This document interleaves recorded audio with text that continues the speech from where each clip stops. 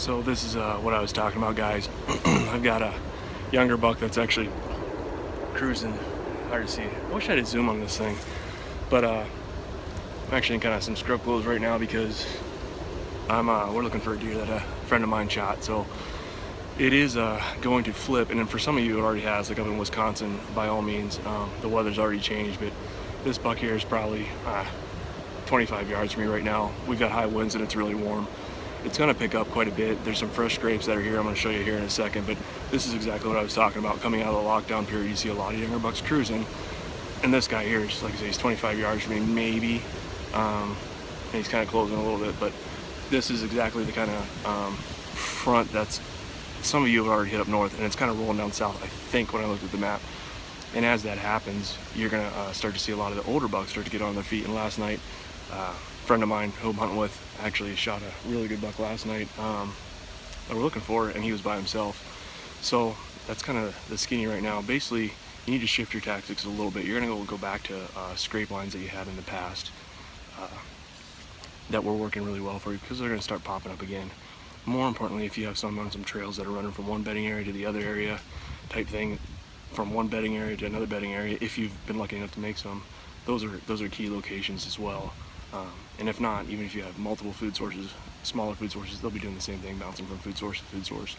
So skip hunting the food plots. That's kind of next week, and kind of imagine yourself going backwards in the rut, because that's kind of what's happening. You're going back into a seeking phase, and the difference is this time, instead of a lot of the younger bucks getting excited right away, the older bucks are going to become more, I would say the word is probably transient, I guess, maybe is the word. It's a big word for me.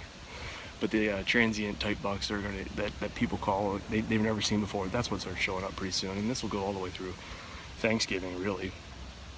And in fact, that buck's making a scrape over there now.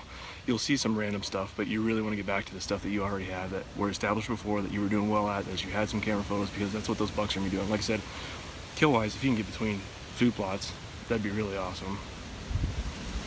This is just a little guy here, but you know, right now it's 10 o'clock, and hopefully we find the deer for this gentleman here. He's a good guy, and he's worked really hard to get an opportunity, so hopefully he smacks one down.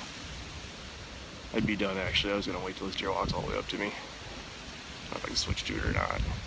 It's kind of cool.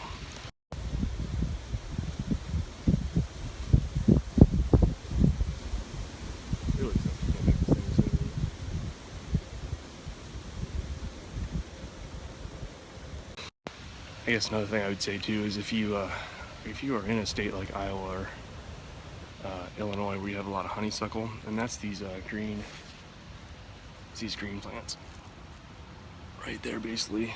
That's kind of an immature one, I believe. And like this guy over here is just pounding it right now. For some reason, it seems like those need that in their diet. Not really sure 100% why, but that's kind of something that they focus on a lot. So if you have some honeysuckle, you can actually think of that too as a different type of room or different type of environment that they'll cruise along, and those does will be running in and out of there, obviously, while they're being chased by bucks. Here's the guy there.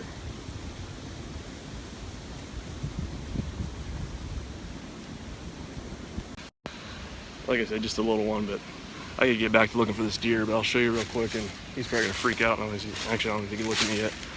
I'll show you what I mean by the new scrapes and the kind of environments we're in. For those of you that followed me in the past, you've seen me build bedding areas on little points, and this is one of those situations where I've got a bedding area right here that I built a while back, and then there's some more on up there with a food source up there.